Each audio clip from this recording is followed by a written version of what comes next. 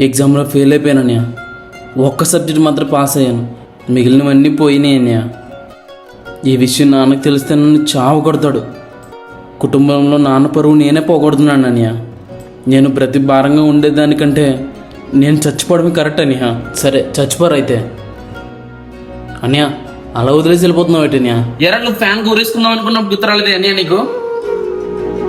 It is just ఒక exam result నీ life decide చేస్తుందరా. అయినా ఫెయిల్ అయితే తప్పే ఉందిరా. ప్రయత్నించిన ప్రతిసారి గెలవాలని రూల్ ఏం లేదురా. ఎగ్జామ్ పోతే మళ్ళీ కట్టి రాసుకోవచ్చురా.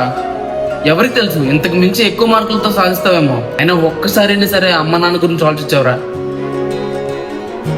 ఇంట్లో కంఫర్ట్ జోన్ లో కాదురా, ఒక్కసారి రోడ్డు మీదకి వెళ్తే తెలుస్తుంది ఎంత కష్టపడితే సక్సెస్ వస్తుందో. దయచేసి ఇలా టెంపరీగా ఆనందాన్ని ఇచ్చే నెంబర్స్ కోసం మీ ప్రాణాన్ని తీసుకోవద్దు. ఈ ఎగ్జామ్ కంటే గొప్ప విజయాలు మీరు సాధిస్తారని నేను నమ్ముతున్నాను.